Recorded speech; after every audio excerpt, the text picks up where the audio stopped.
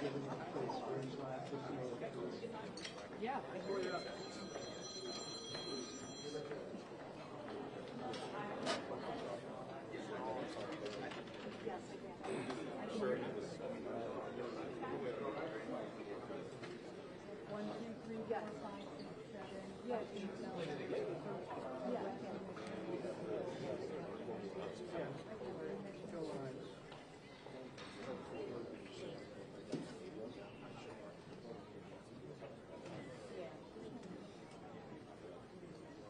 It does seem like we're close. I have not made out of today.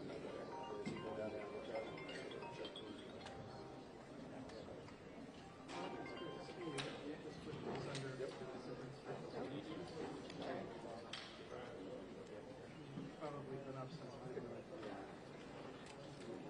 Got my golf shoes.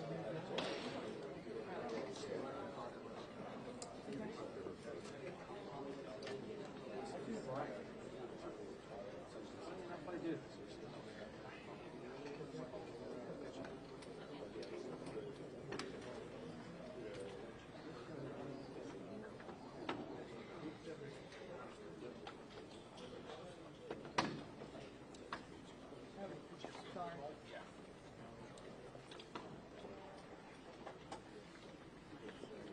Okay. And it's getting rather. Sorry, I don't have a lot of words. As I'm trying to get their positions so that they can hear and see what they have to say here, standing by in just a few minutes. And we do anticipate that we probably hear some of the same words from overnight, but don't have a whole list yet. I can tell you overnight we heard from the Secretary of Transportation, Duffy, we also heard from the Attorney General, we heard from the CIO, the Metropolitan Washington. We also heard from the Metropolitan Washington Fire Chief, Fire Chief John Donnelly. We knew that American Airlines officials were on their way here to Kingdom in time for the sun is coming out. From my vantage point, Yeah, this pressure has been imminent earlier today. We heard from the law enforcement agencies across the Capitol region about just how expansive this search and rescue mission has been with over 300 people on the ground in the water. Of course, the big question are there any survivors? Carrying CBS that 30 in Israel, 30 bodies were recovered from the ice of a lot of what waiting on official confirmation here from authorities regarding how much debris, how many individuals were actually out there from the water here. And authorities are also tell us a little bit more about when you want which from this search and rescue mission to specifically more about Southwest Florida, where that has happened. They're also on the ground essentially on national transportation. They are planning on investigations. We're waiting to hear what they might be closing the door. That investigators right now are very focused on why this garment black which is such a low altitude airport. Everyone has talked about questions today. Beyond that, the past 60 passengers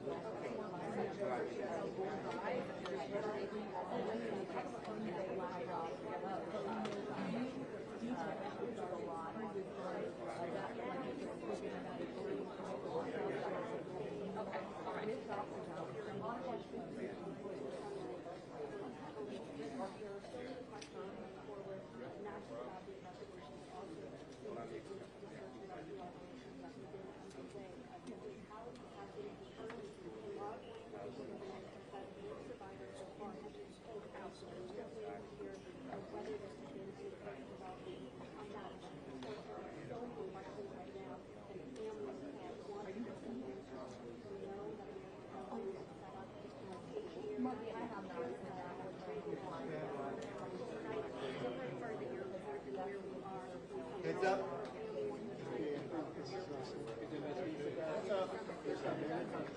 All right, folks, here we go. Stand by.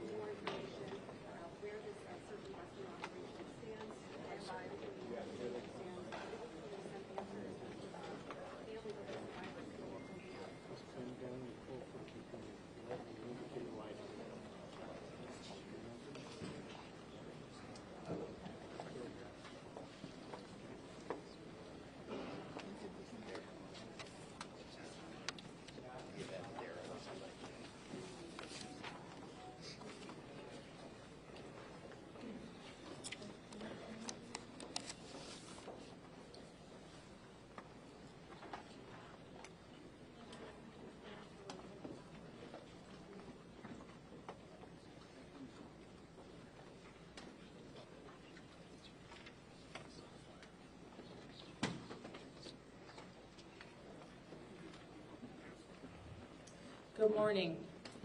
I'm Muriel Bowser. I'm the mayor of Washington, D.C. We are here at Reagan National Airport to provide an update on the tragic events of last night. I'm joined by U.S. Transportation Secretary Sean Duffy, D.C. Fire and EMS Chief John Donnelly, American Airlines CEO Robert Eisen, the MWA, the Metropolitan Washington Airports Authority CEO Jack Carter, United States Senator Mark Warner, United States Senator Tim Kaine, U.S. Representative Don Beyer, as well as the Chief of the Metropolitan Police Department, Pamela Smith. And we are joined by first responders from across the Metropolitan Washington region.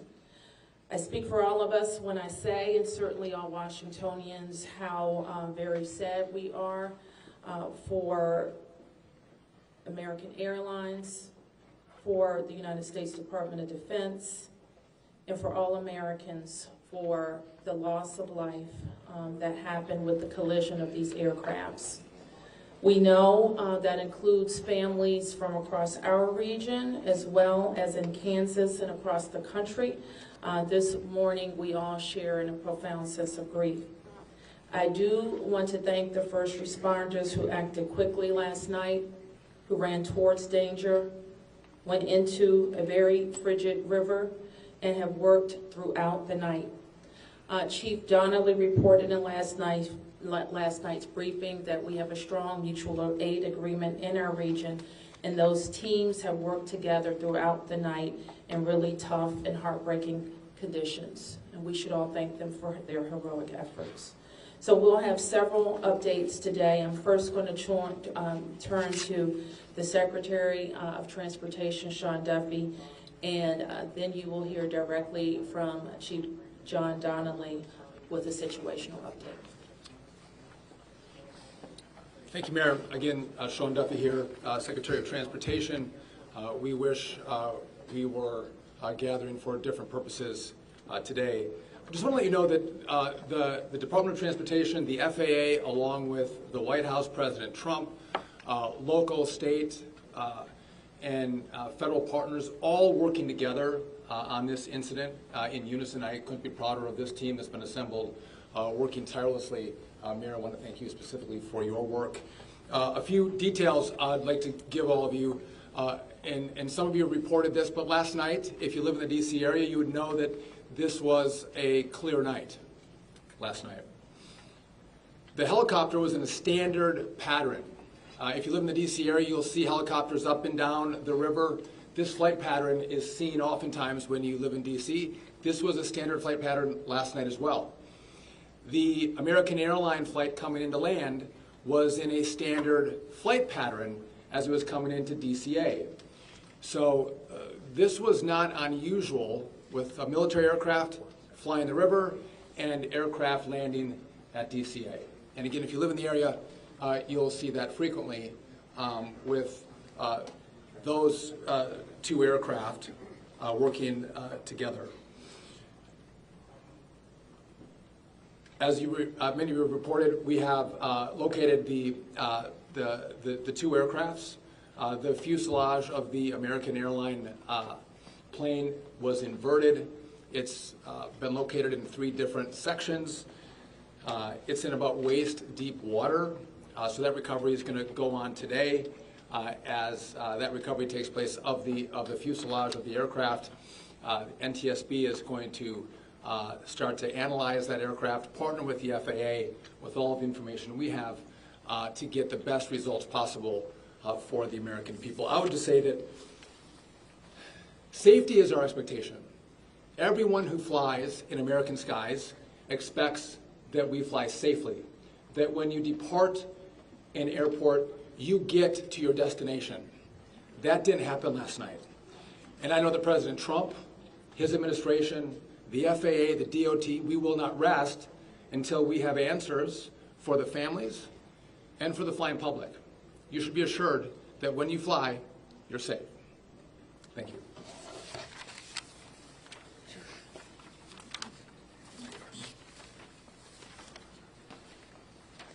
Thank you, Secretary. Thank you, Mayor. I'm joined today with Fire Chief Bonnet from the Metropolitan Washington Airports Authority, and I'm John Donnelly, Chief of the District of Columbia Fire and EMS Department. Last night at 8:48, the control tower sounded an alert, which alerts responders to respond to a report of an aircraft crash on or near the airport. That sets off an immediate response from the Airport Authority Fire Department, from the District of Columbia and Metropolitan Harbor Patrol fire boats and other fire boats on the river in order to support that type of operation. Very quickly, this call escalated. It became apparent, the responders realized that they had a plane crash and immediately escalated to a response that ultimately included about 300 people last night. These responders found extremely frigid conditions. They found heavy wind, they found ice on the water, and they operated all night in those conditions. I'd like to take a moment to acknowledge the agencies that responded in addition to DC Fire and EMS and Metropolitan Washington Airports Authority: Montgomery County Fire Department, the Prince George's County Fire Department, the Charles County Fire Department, the Baltimore County Police Department, the Anne Arundel County Fire Department, the Alexandria Fire Department, the Arlington County Fire Department, the Fairfax Fire Department, the Prince William Fire Department, the Baltimore City Police Department, the Maryland State Police, the Maryland Natural Resources Police, the Department of Defense, the Joint Base in Bowling Fire Department and the staff there, the U.S. Army, the U.S. Coast Guard, the United States Park Police, the Metropolitan Police Department, the FBI, and the NTSB. Despite all those efforts, we are now at a point where we are switching from a rescue operation to a recovery operation. At this point, we don't believe there are any survivors from this accident, and we have recovered 27 people from the plane and 1 from the helicopter.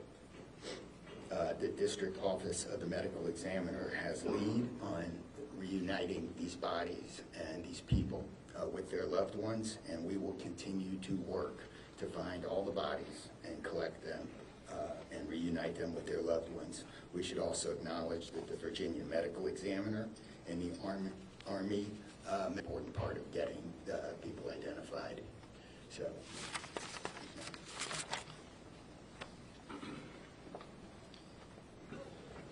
Our hearts are certainly with all of the crew in American Airlines, and we'll hear from CEO Isom.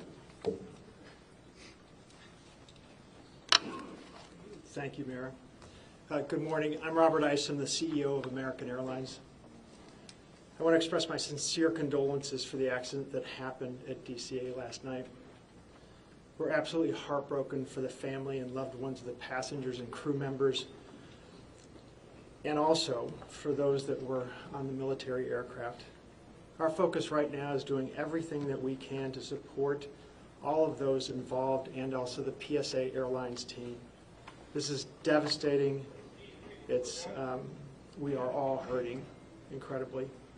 We urge any family and friends looking for information about their loved ones to call our designated helpline, and that's at 1-800-679-8215, 1-800-679-8215. And here's what I can share at this early stage.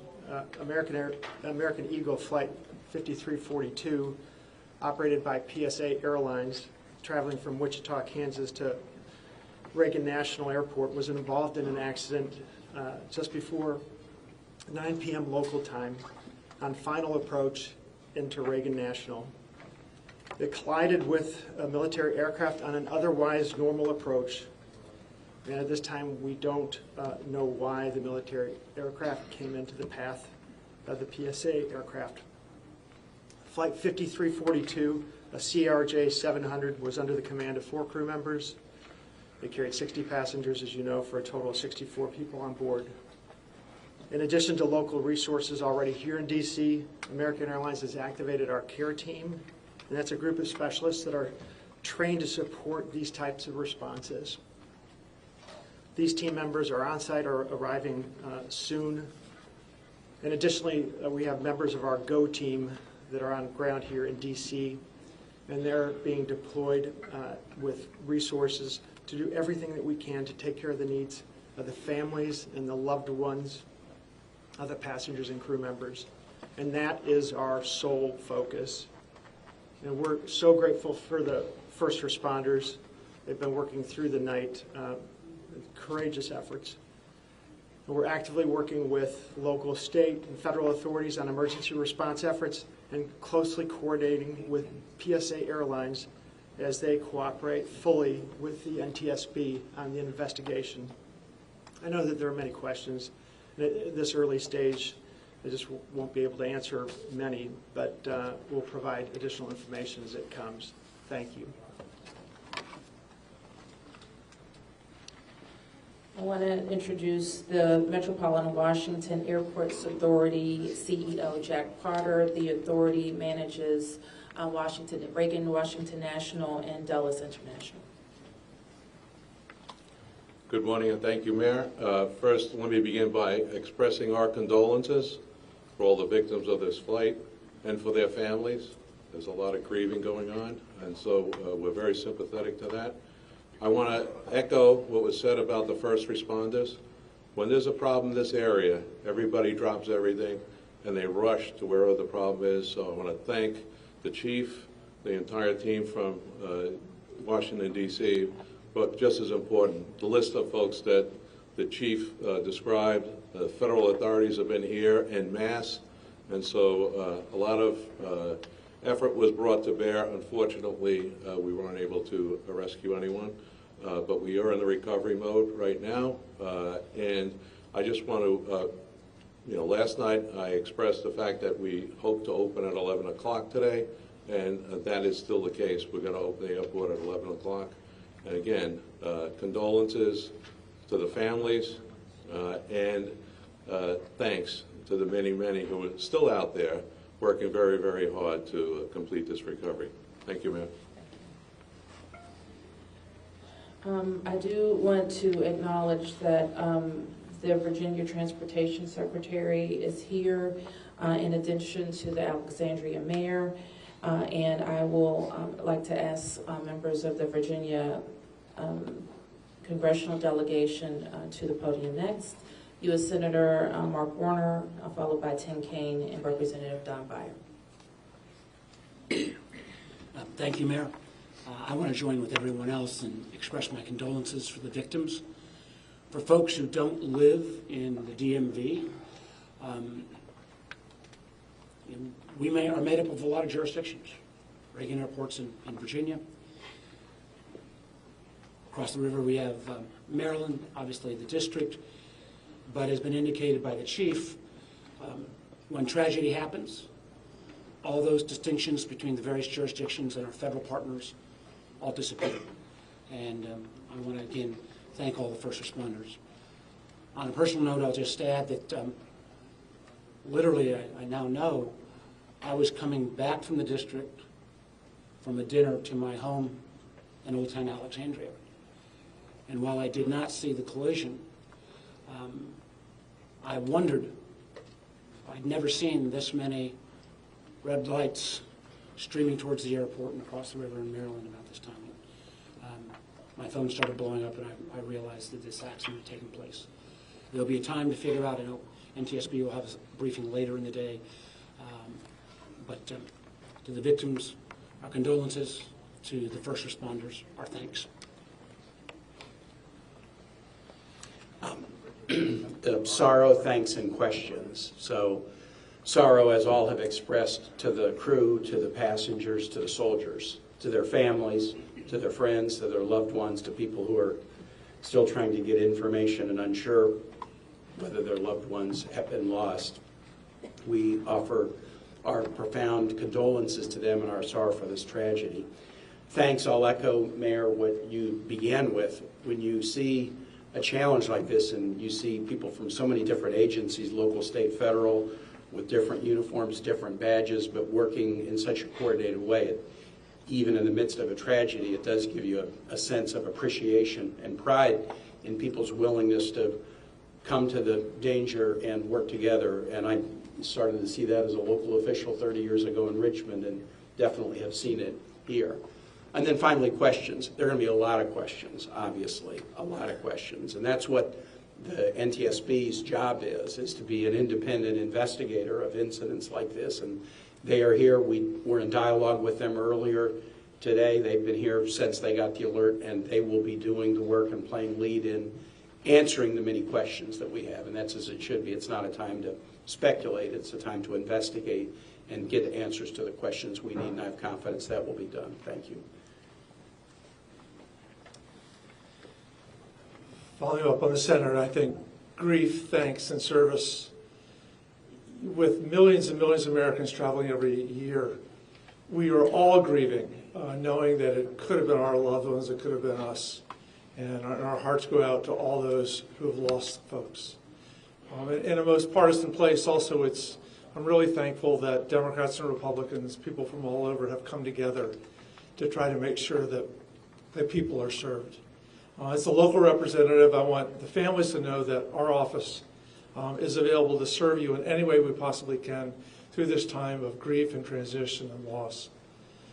And then also just note that we're deeply grateful for the people who risked their lives last night on a moment's notice and spent the whole night on the river in the ice and the wind, serving us. And then finally, as Senator Warner noted, after the NTSB investigation, we've got to make sure that at the federal level and with the support of Virginia, Maryland, D.C., we're doing everything we can to make sure this does not happen again.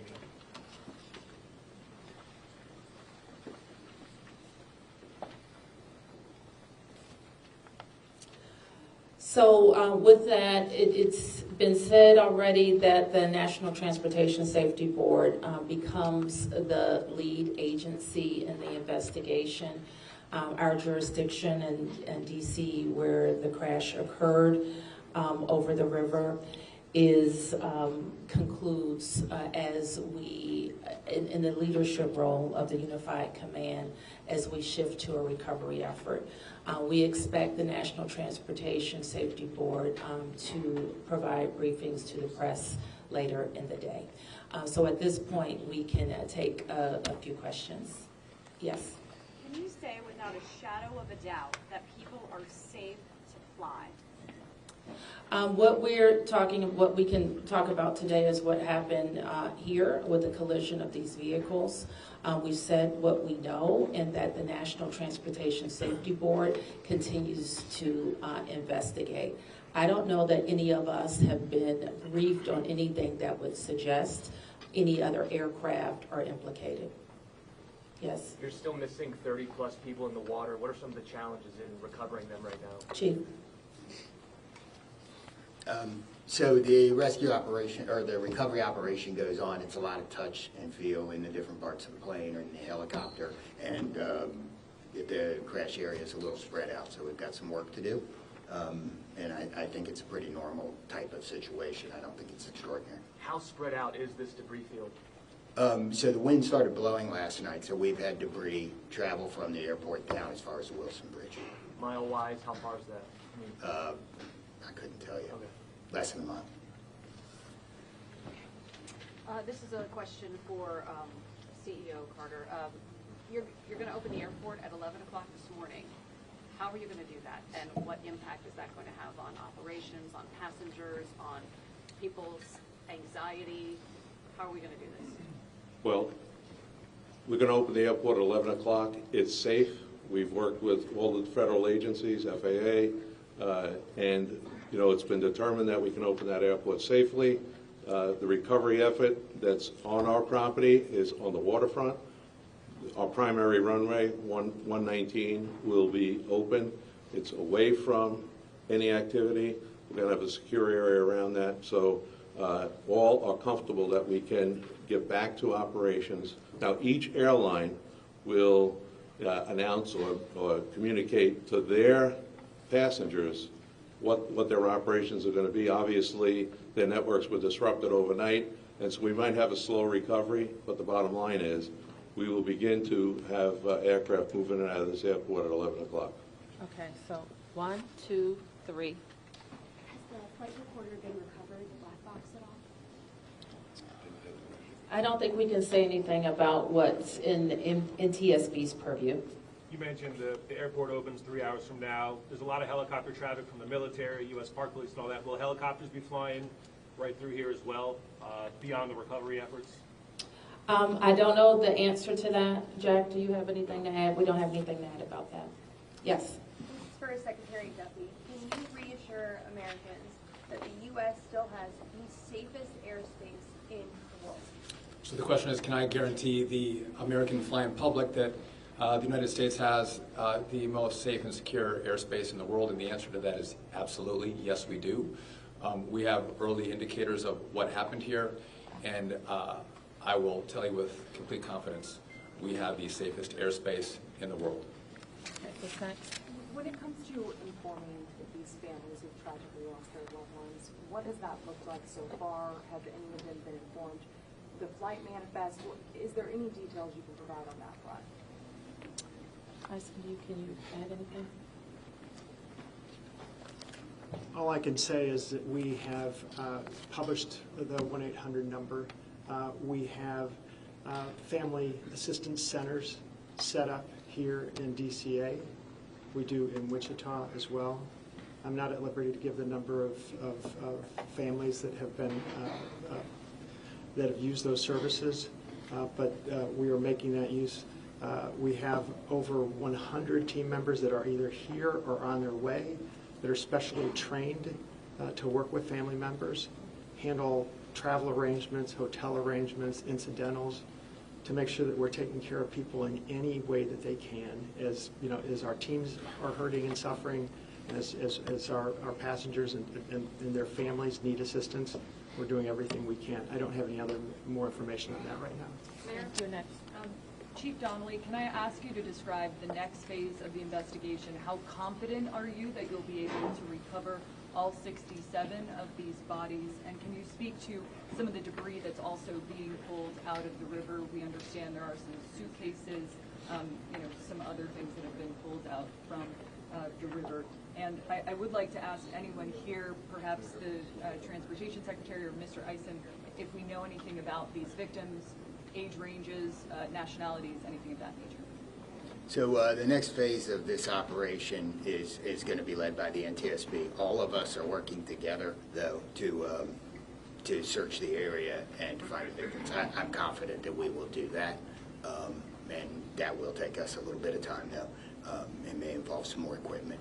As far as the things being collected, I don't have personal knowledge. I know that we have been collecting debris that you would expect to see from a plane. Okay. Anything about the victims?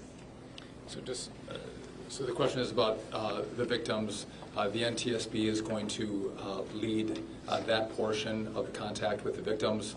I believe American is going to be involved with that as well, and so will the FAA and the Department of Transportation. Secretary Duffy, We're going to take some questions over here. 1, 2, 3, 4.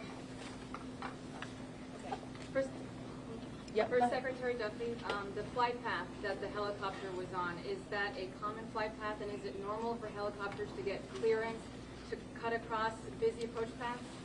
So I don't know if you all could hear the question. It's a question about the flight path of the helicopter. I don't want to go into too much detail about the information we have from the FAA, but obviously it is not standard to have aircraft collide. I want to be clear on that. But prior to the collision, the flight paths that were being flown from the military and from American, that was not unusual for what happens in the DC airspace. And as this investigation moves forward, we will be able to provide more information to you about the details of that statement. I wanted to follow up on that question regarding the flight path, because you said it's standard. So can you speak to the conversations with air traffic control? Were there blind spots here? I don't know if you understand. So the question is, were there blind spots with air traffic control? I don't want to make statements about that. I don't lead into that answer. But again, I think whether it was air traffic control, whether it was military aircraft, helicopters, or the American flight, everything was standard in the lead up to the crash. Now, obviously, something happened here. You'll get more information and more details as this investigation moves forward. We'll learn what happened. But again, those who live in the D.C. area, we see military helicopters fly up and down the river. It's a standard path that they fly. They're used to aircraft landing at DCA, and there's a procedure in place because this happens every day. Something went wrong here. I look forward to the time and point when we can give you that information, but I don't want to comment on that right now. Okay, next. Senator Payne, Senator Warner, you all have been, very vocal about your concerns about busy runways here, air traffic. I know it's still early in the investigation. I'm just curious if any steps that you all plan to take to address that. We have raised this issue continuously. We've got very busy airspace. I think we will ask questions, but at the appropriate time. We are in this period right now where families are still being notified. We're trying to figure out what happened.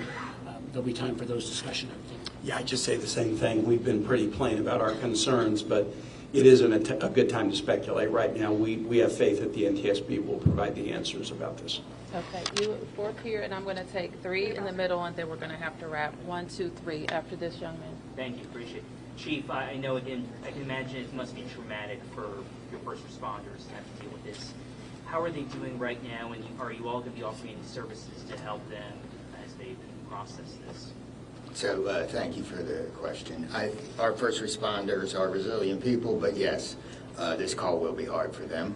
Our peer support teams are already engaged with the responders, and we'll be following up on that to make sure that they're okay. But I think the concern is real. Okay. Thank you, Ms. Berry. What kind of communication was there between the helicopter and the tower, the plane and the tower, and the helicopter and the plane? I don't want to say too much on the communication between the helicopter and the tower and the airline and the tower, but I will say this: there was communication. It was, I would say, standard communication. So there was not a breakdown, if that's your question, in communication between the military helicopter and the American airline flight. There was communication between the aircraft and the tower. Was the plane aware there was a helicopter in the area?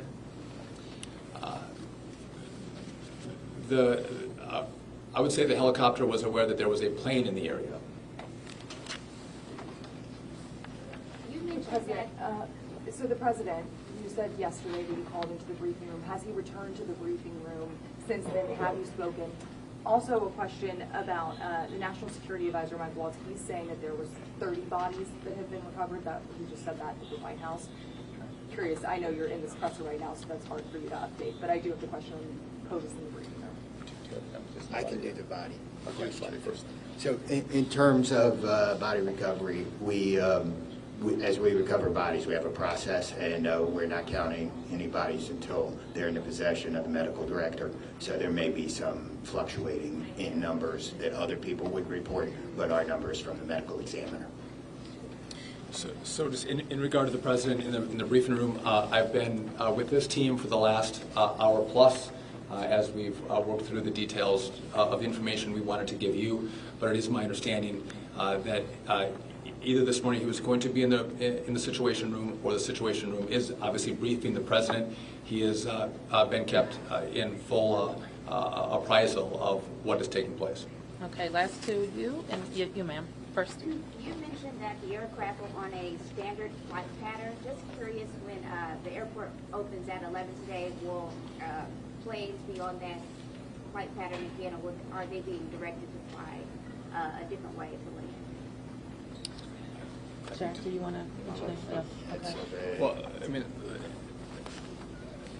safety is paramount, and I don't have that information quite yet from the FAA, so I don't want to provide an information I don't want to provide an answer or inaccurate information on what routes will be flown out of DCA. Okay, last one. Two questions really quickly. What do you know about the experience and history of the pilots of both the American Airlines plane and the Army Black Hawk helicopter? And then for Secretary Duffy, last night the President had said that this could have been prevented and questioned why air traffic control didn't tell a helicopter what to do. Is that something that investigators have determined should have happened in this situation? So I can quickly, Secretary. Just quickly, I don't have a lot of information to release, but these are experienced pilots. I know that the captain had 6 years with PSA, or almost 6 years at PSA, and the first officer almost 2 years. Again, standard approach, and that's about all I can say. Thank you. In regard to the military, I don't have information in regard to the experience of the military pilots. I would just note that this was classified as a training mission. Sometimes people could think that a training mission is someone who is inexperienced in the cockpit. We call these missions that are flown in the D.C. area as our pilots are getting hours in experience training missions. So don't read into that we had how many hours the pilots on the military aircraft had. And you had another question for me that was... Last night the President had said that this could be prevented, and also that air traffic control, questioning why they may not have communicated with the helicopter telling them what to do. So we are going to wait for all the information to come in from this vantage point, but to back up what the President said, what I've seen so far, do I think this was preventable? Absolutely. Thank you. Thank you. Is there an acting FAA director? Thank you, everyone.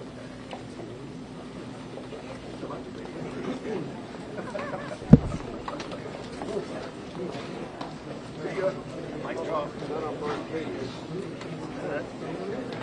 Wow.